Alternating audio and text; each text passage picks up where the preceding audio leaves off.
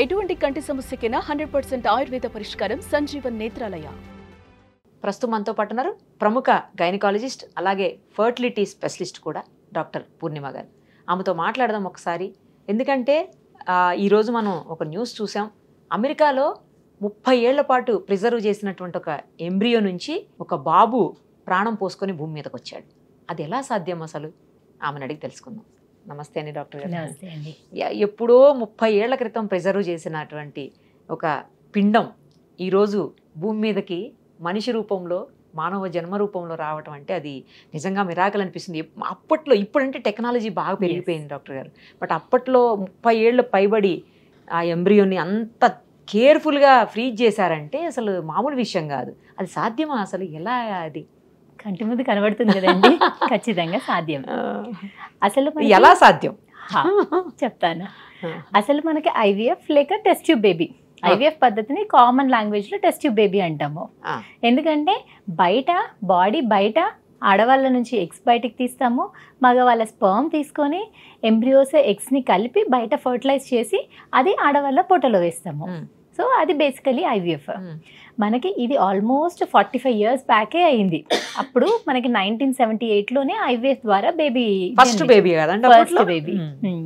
So మనకి every 5 years or 10 years IVF లో మనకి అడ్వాన్స్మెంట్ అనేది జరుగుతూనే ఉంది. ఓకే. సో దానిలో భాగంగా మనకి ఐవీఎఫ్ లో మనకి ఇప్పుడున్నంత సక్సెస్ రేట్స్ కూడా అప్పుడు లేకుండే అండ్ కాంప్లికేషన్స్ కూడా ఉండే.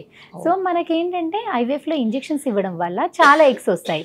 ఎగ్స్ వచ్చినప్పుడు ఆడవాళ్ళకి ఓన్లీ 2 or 3 ఎంబ్రియోస్ పెట్టడానికి ఉంటుంది. ఎగ్సెస్ మిగిలిపోయిన ఎంబ్రియోస్ ఏం చేయాలి? అవి చాలా ప్రెషస్ ఎంబ్రియోస్. అవి అలా మనం డిస్కార్డ్ చేయలేము, బయట పెడితే పెరగవు. దాన్ని ఏం చేయాలి? సో ఆ ఆలోచన నుంచి వచ్చింది క్రయో ప్రిజర్వేషన్స్. అంటే మనకి ఎంబ్రియోస్ కానీ ఎక్సెస్ మిగిలిపోతే దాన్ని మనం ఎలా ఫ్రీజ్ చేయాలి, ఎలా ఫ్యూచర్కి వాడుకోవాలి అన్న దాంతో మనకి ఈ ఫ్రీజింగ్ అనేది స్టార్ట్ అయింది. సో అలా ఫ్రీజింగ్కి మనకి నార్మల్ చెట్టు విత్తనంలా కాదు, బయట పెడితే దానికి మట్టి నీరు ఇచ్చేస్తే పెరిగిపోతుంది. ఎంబ్రియో అలా కాదు, దానికి కరెక్ట్ టెంపరేచర్, హ్యూమిడిటీ, చాలా కండిషన్స్లో సేవ్ చేయాలి ఉంటుంది. దానికి మనకి చాలా ఎక్స్పెరిమెంట్స్, స్టడీస్ తర్వాత మనం అలా ఫ్రీజింగ్ టెక్నిక్స్ అయ్యాక 1984లో అంటే రెగ్యులర్ ఐవీఎఫ్ బేబీ పుట్టిన తర్వాత 84లో ఫ్రీజ్ చేసిన ఎంబ్రియో తోటి బేబీ డెలివరీ అయింది. అది కూడా అప్పుడే జరిగిపోయింది. ఓకే. కానీ మనకు అప్పుడు ఉన్న ఫ్రీజింగ్ టెక్నిక్స్ ఎక్కువ లేకపోయేసరికి అండ్ అడ్వాన్స్గా లేకపోయేసరికి మనకి ఇంత లాంగ్ ఎప్పుడు అవ్వలేదు. మనము ఎంబ్రియో తీసుకున్నాక అది ఆల్మోస్ట్ లిక్విడ్ నైట్రోజన్లో 195 degreesలో పెడతాము.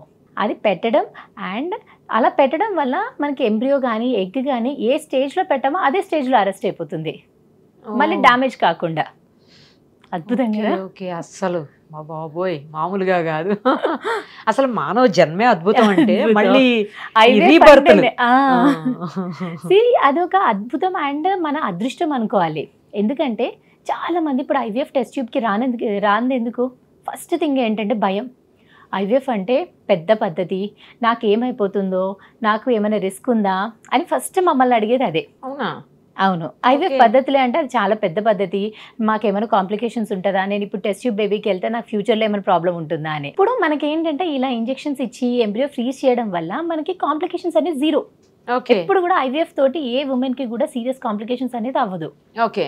సో ఈ ఎంబ్రియో క్రయో ప్రిజర్వేషన్ మన దానికి కూడా అలా కూడా హెల్ప్ చేస్తుంది మనకి. సో ఎప్పుడో ఆమెకి భర్తతో గొడవలు అయ్యాయంట, డైవర్స్ తీసుకున్నారంట.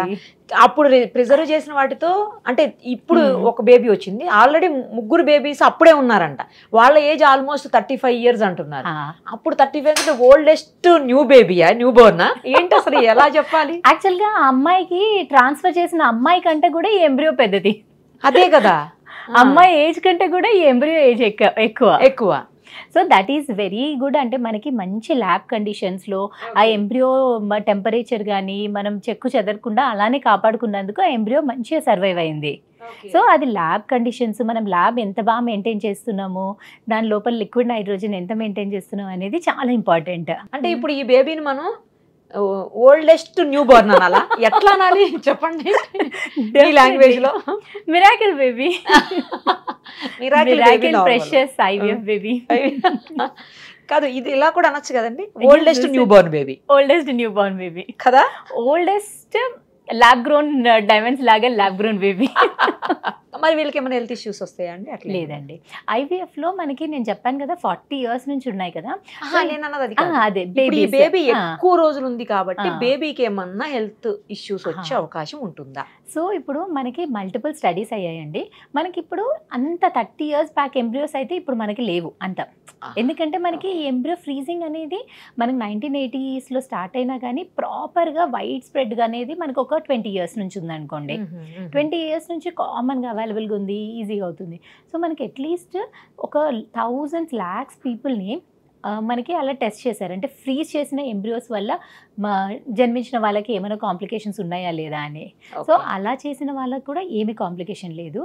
అండ్ ఎంబ్రియో మనకి 1 సంవత్సరం చేసామా 5 సంవత్సరాలు చేసామా అని వాటి గురించి కరెక్ట్ నెంబర్స్ అంటూ స్టడీస్ అంటూ లేదు. ఇప్పుడు ఇది వచ్చాక ఇప్పుడు చెయ్యాలేమో, అది కదా ఇప్పుడు చూసిన తర్వాత ఇంకా చెయ్యాలి. సో 5 years ఫ్రీజ్ చేసిన ఎంబ్రియోస్ తోటి జన్మించిన వాళ్ళకి ఏమైనా కాంప్లికేషన్స్ ఉంటాయా, 10 years ఫ్రీజ్ చేస్తే ఇంకెక్కువ కాంప్లికేషన్స్ ఉండే ఛాన్స్ ఉంటుందా, అవన్నీ కొంచెం చేయాలి స్టడీస్. కానీ మోస్ట్ ఆఫ్ ద టైం 90% ఎలా ఉంటారంటే ఎంబ్రియో ట్రాన్స్ఫర్ చేసుకుంటారు. 1 or 2 ఎంబ్రియోస్ వస్తే ట్విన్స్ వస్తారు, లేకపోతే సింగిల్ ఎంబ్రియో. సో మళ్ళీ మనకు ఫ్రీజ్ చేసిన ఎంబ్రియోస్కి 3-4 years తర్వాత 2-3 years అయినాక వస్తారు, ఎంబ్రియో ట్రాన్స్ఫర్ చేసుకుంటారు. సో 2 పిల్లలు అవుతారు, ఫ్యామిలీ కంప్లీట్ అయిపోతుంది. ఒకసారి ఒక బేబీతో మళ్ళీ పెట్టుకుని అలాగే ఒక 2-3 years తర్వాత మళ్ళీ వచ్చి మళ్ళీ చేయించుకుంటారు. ఇప్పుడు ఇలా ఇప్పుడు మీరు చెప్పిన కేసు ఉంది కదండి, అదేంటంటే మనకి ఆ అమ్మాయికి కూడా 4 ఎంబ్రియోలు తయారయ్యాయి. అవును, 4 ఎంబ్రియోలు తయారైతే ఒక ఎంబ్రియో ట్రాన్స్ఫర్ చేశారు. ఆ బేబీ వాళ్ళ బేబీ బాగుంది. 3 ఎంబ్రియోస్ ఉన్నాయి. ఆ 3 ఎంబ్రియోస్ ఇప్పుడు ఈ అమ్మాయికి ట్రాన్స్ఫర్ చేశారు. సో అయితే ఎన్ని సంవత్సరాలైనా అట్లా ప్రిజర్వ్ చేసుకోవచ్చు. వేరే వాళ్ళకి ఎవరికన్నా హెల్ప్ కూడా అవుతుంది కదా అండి. ఇప్పుడు ఈ విషయంలో అదే జరిగింది కదా. వాళ్ళు ఇప్పుడు ఎవరైతే ఈ బేబీని డెలివరీ అయ్యారో వాళ్ళకి 7-8 years గా పిల్లలు లేక బాధపడుతున్నారట. అవును, కానీ హెల్ప్ అయింది వీళ్ళకి కూడా, చాలా హెల్ప్ అయింది. సో రాబోయే రోజుల్లో అయితే సంవత్సరాల తరబడి ప్రిజర్వ్ చేసిన ఎంబ్రియోస్ తోటి బేబీస్ వచ్చే అవకాశం భూమి మీదకి చాలా ఎక్కువ ఉంది, చాలా ఎక్కువ ఉంది. సో ఎంబ్రియోస్ పాతవి మనకి ముందు ఏంటంటే మనకి యూకే ఆస్ట్రేలియాలో మనకు కొంచెం లిమిటేషన్స్ ఉండే. ఎంబ్రియోస్ ఓన్లీ 10 or 15 years పెట్టాలి, దాని తర్వాత డిస్కార్డ్ చేయాలి అని. అంటే దానివల్ల బేబీస్ ఏమైనా అబ్నార్మల్గా ఉండే ఛాన్స్ ఉంటుంది అని మీరు అడిగినట్టు. కానీ ఇప్పుడు ఆ లిమిటేషన్స్ కూడా లిఫ్ట్ చేశారు. సో అక్కడ కూడా ఏం లేదు. అండ్ మన ఇండియాలో కూడా అటువంటి రెస్ట్రిక్షన్స్ కూడా ఏం లేవు. సో ఇది న్యూ ఎరా అని చెప్పొచ్చా మళ్ళీ? డెఫినెట్గా it is one of the advancements in IVF. IVF every 2 years or 3 years 5 years కి ఒక్కొక్క అడ్వాన్స్మెంట్ వస్తుంది. దానివల్ల పేషెంట్స్ ఖచ్చితంగా బెనిఫిట్ అవుతున్నారు. ఇట్లా ఎక్కువ రోజులు ప్రిజర్వ్ చేస్తే ఏమన్నా ప్రైసింగ్ ఎక్కువ ఉంటుందండి? అట్లా ఏం లేదా? ఉంటుంది కదా, ఉంటుంది. సో ల్యాబ్ మెయింటెనెన్స్ కానీ ఆ ఎంబ్రియోస్ ని లిక్విడ్ క్రయోన్యూట్రిషన్ అవన్నీ కన్స్యూమబుల్స్ ఉంటాయి కదా. సో వాళ్ళకి ఎలా అంటే 5 to 10 years కాంట్రాక్ట్ ఉంటుంది, or else every year renewal charges ఉంటుంది. ల్యాబ్ టు ల్యాబ్ కొంచెం వేరియేషన్ ఉంటుంది. పర్ ఎంబ్రియో అరౌండ్ 5,000 to 10,000 లాగా ఛార్జ్ చేసుకుని ఫ్రీజ్ చేసుకుంటారు. అంటే ఈ ఎవరైతే తీసుకుంటారో వాళ్ళకి కూడా కొంచెం మా నార్మల్ ఐవీఎఫ్ కంటే ఇది కొంచెం ఎక్కువ పడుతుంది కదా అంటున్నాను. ఇప్పుడు ఏంటంటే మన ఇండియాలో మనకి ఏఆర్టీ రెగ్యులేషన్స్ యాక్ట్ 2021 ఉంది. దానికన్నా ముందు ఏంటంటే ఒక కపుల్కి చాలా ఎంబ్రియోస్ ఫామ్ అవుతున్నాయి.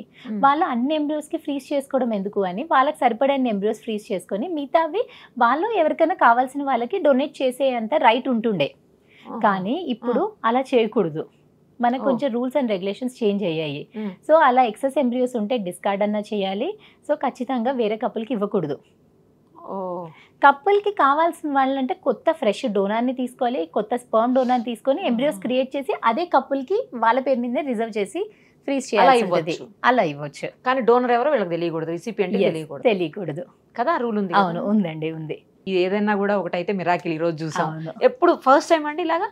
ఇది ఫస్ట్ టైం అండి చరిత్రలో, ఫస్ట్ టైమా? ఒక 20 years బేబీది ఒకసారి అయిందండి. 20 years బేబీది కూడా హెల్దీ బేబీ ఉంది. కానీ 30 years this long is the first time కదా. చరిత్రలోనే అంటుంటారు కదా ఇది ఒక మిరాకిల్ అని, అలాగా. రైట్ అండి, thank you so much. Suman టీవీలో మీ పర్సనల్ అండ్ బిజినెస్ ప్రమోషన్స్ కోసం కింది నెంబర్కి కాంటాక్ట్ చేయండి.